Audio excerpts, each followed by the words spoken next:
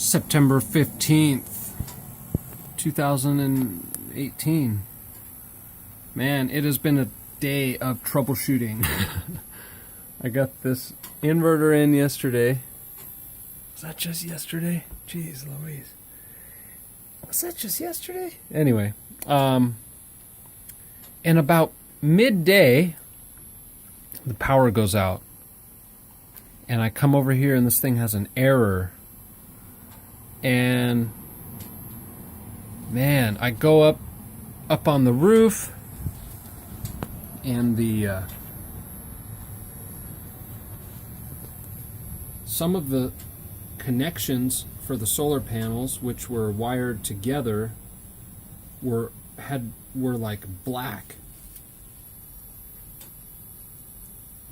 I still don't know what the fuck happened there, but I replaced all that, and I added another panel up there because there was room for one more, and there was one more sitting on the roof over there, and so now there's 6 panels for this system and 4 for the backup system. But then the thing wasn't charging, and I couldn't find the freaking multimeter, but I found it eventually, which this is a very tough job without that tool. So now I'm monitoring the voltage, and I could see that power was getting to the charge controller and power was getting to the batteries from the charge controller, but the battery was not charging. So troubleshoot later. Then I go over to the backup system, and I put in the inverter from the main system, what used to be the inverter for the main system that I just took out yesterday, and then it's not working. And I'm like, what the nerf is going on? So now I have the 2 charge controllers. I have the 6 panels up there split into 2. And I have both of these charge controllers going to the batteries. Then I even wire up that whole system, the whole backup system, and I add that. So that's coming here too. So I have 10 panels going. All these charge controllers are getting power, and they're all getting power to it, or the connection is being made.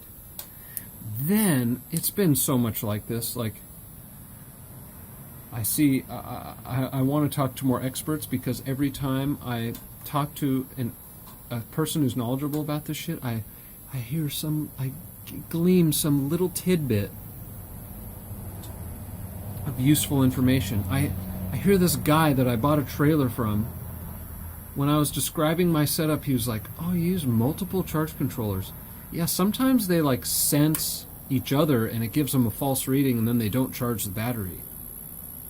So, I took, when I was troubleshooting, I isolated this one charge controller and it started charging. Then I was like, bitchin'. So I added the other one back and it stopped charging. So now I put all 6 panels on the one charge controller, took off the other charge controller, and now it's charging. This other cool thing that I did today during my troubleshoot oasis, my time on desolate Troubleshoot Island, was this little fucking setup. Let's check this out. Watch this. So this inverter is designed to go into the grid, or to be tied to the grid. So I had this old cord off of like a fucking drill or something. I wired that into the inverter as if it was the 110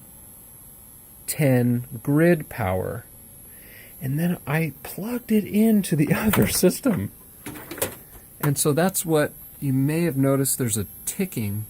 So it says AC in good.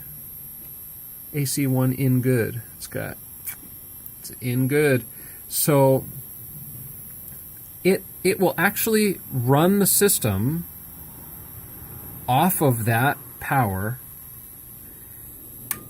and then look, it charges the batteries with that power. So I can utilize that other system because, check it out. Over here, the backup system or the fuel system, there's 2 solar systems here. Those 3 panels on top of the shipping container and 1 more on top of the crown here are all powering this one little deep cycle battery. I have some jumper cables that I run off of it that I have been just like spoon feeding the electric rabbit those batteries, trying to like see if they can come back because they're quote unquote dead. And then this is what I run the centrifuge off of, which should be going at this point. What the fuck is going on here?